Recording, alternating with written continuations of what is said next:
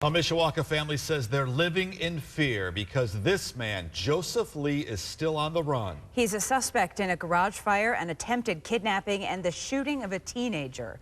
WSBT's Kelly Stopsinski is following this story for us today. Kelly, you and your photographer got caught up in this police search for Lee. Jennifer, we were in the middle of an interview with a family member involved in what police are calling a bizarre love triangle when a Mishawaka police officers knocked on the door. I have not talked to him. I do know people that have talked to him. I just asked Tina Kimberlin if she'd seen or talked to her daughter's ex-boyfriend, Joe Lee. And his phone is either disconnected or the number has been changed. Who's that? You can answer it if you need to. It's the police. I'll answer it. Oh, watch, I did something. Hi. I answered the door. Really, you're about to get shot almost. I was like, what the? Let's come out here. Okay. You want my photographer out too? That's when police quietly told me they had a tip Lee was inside. I'm sorry. Honey, I'm sorry. I hope I gave Nice to you meet enough. both of you. Once we got outside, we noticed officers had the block surrounded, but they came out a few minutes later empty-handed. Someone's got to know where he's at, and we wish those people would come forward, and it's just so it comes to a peaceful end. Police say Lee shot a 16-year-old in the face early Saturday morning. That boy's father says his son was trying to defend his older brother, Brandon, who is now married to Lee's ex-girlfriend. How can people think to take something that they've worked for all their lives and then shoot their kid in the face over a girl? That girl ain't worth it. No girl's worth it. Just 24 hours earlier, Ira Holderman says Lee also set a car on fire in his yard.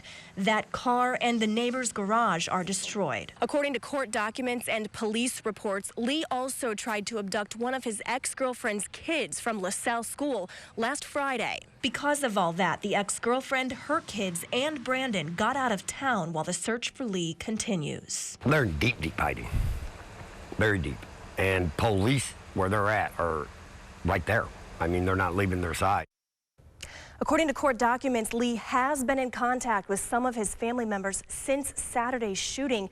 They told police Lee is threatening to keep hurting people until he's apprehended or even killed by police. This is serious. It is serious, and police are considering him to be extremely dangerous for a number of reasons. That's right. He served prison time for serious violent offenses. We're talking battery, robbery, and burglary. And we saw how quickly that situation escalated last Friday. And there's also allegations he abused his ex-girlfriend and the same woman involved in the case. Right, the same woman there. There is a domestic violence case involving him and separate abuse charges against her husband, who was the other guy involved in this love triangle. I'm working to put together more on that. I'll have an update for you tonight at 6. And certainly tense moments for you and your photographer today as well. Yes, it's one of those situations that you aren't expecting to happen. Yeah. I mean, this is the mother of the woman involved in this, but police reminded me, you know, Kelly, you shouldn't be going to these houses. We didn't know that it was a potentially dangerous place, so it's definitely a good reminder for us. Right. Okay. Witnesses say children were caught in the crossfire when Elkhart police exchanged fire with and eventually killed 32-year-old Joseph Lee. And tonight, people who live in the Washington Gardens neighborhood want answers about what happened and why. WSBT's Kelly Stopsinski broke this story last night on Twitter and Facebook shortly after that shooting happened. And Kelly, police still not saying much about the shooting. Rick, they say it is still under investigation, including how many rounds officers fired at Lee and whether or not he shot at them first. But today I spoke with witnesses who say they saw and heard the whole thing, and Lee's cousin, who admits she was trying to help a man who was wanted by police and looking for a place to hide. 1, 2, 3, 4, 5, 6. And that was technically a 7th one. The second floor of this apartment is where witnesses say the gun battle started between Joseph Lee and Elkhart police. The cops didn't know where the kids were at when they were trying to come through the house at first. Courtney Fox admits she left Lee and her 4 kids here with a friend while she ran to the grocery store around 8 Tuesday night. She came back home to chaos. I was told that Joey was upstairs because the cops wanted to come through the front door. Joey ran up the stairs. He ran up the stairs, and I had 4 kids inside. My friend had grabbed 3 of the kids and got them out the front door and was trying to get the baby. They refused to let her get the baby. the cops started firing shots into my house with my 3-month-old baby in the house. It sounded pretty ferocious. About half a block away, Beverly Cook says she heard those gunshots from her living room. More than a dozen? Yes, and I would say probably 20 or so. Witnesses say Lee made it downstairs and out the front door. He ran from police, tripped and fell, then got up and ran some more. They were telling him to stay down, put it down, stay down, put it down multiple times. And next thing I know, I heard a single pop shot. Wasn't loud or anything, but then next thing you know, they just looked like the 4th of July. They just lit it up. I mean, 20, probably at least 15 shots, if not 20. Did you ever think that it could turn into what it turned into? No, I didn't.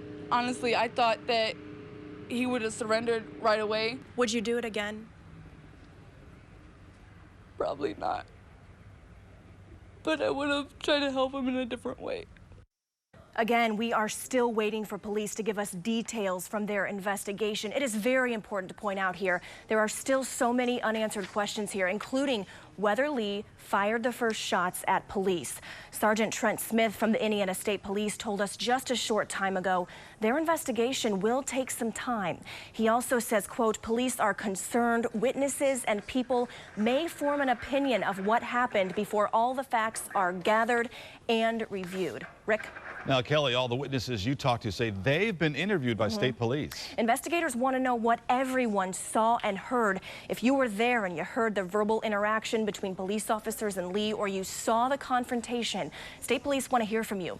Rick, they've also recovered dash cam video from the scene, although it might not show much because this started in one location and ended about a block away.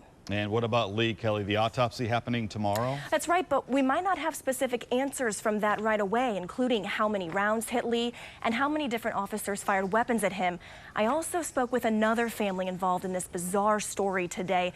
Tonight at 6, you'll hear why they are still living in fear, even though Lee is dead. Another family continues to live in fear tonight, even though the man they feared most is dead. It's poking out right here still.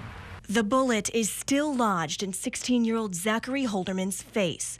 He says he was trying to help his older brother in a fist fight late Friday night when Joseph Lee pulled out a gun and started shooting. It's crazy, to be honest, because no girl's worth it about getting shot and blowing up people's cars and all that. Zach says the fight was over his sister-in-law, who is Lee's ex-girlfriend. The Holderman family says it's been going on for months, but escalated Friday when Lee set a car on fire in their yard and later tried to kidnap one of his ex-girlfriend's kids. The 4-day manhunt for Lee started after police say he shot Zach. It's a horrible situation. I personally would have liked to have seen him go to jail, because right now he's not suffering for what he did. Terry Holderman says news of Lee's death brought relief, but they're still on edge. We don't know if, if people are going to be angry because of his death, that they're going to take it on us. We don't know if he's had help. We don't know how his family feels. Terry says her older son, who is married to the girl at the center of the controversy, is still in hiding with her and her kids. And they all know getting past the fear will take time. I think Zach needs some counseling. We may all need counseling. We just we're trying to get our life back. The Holdermans say they feel sorry for the Lee family and they don't hold any hard feelings against them. I'm Kelly Stopsinski, WSBT Channel 22 News.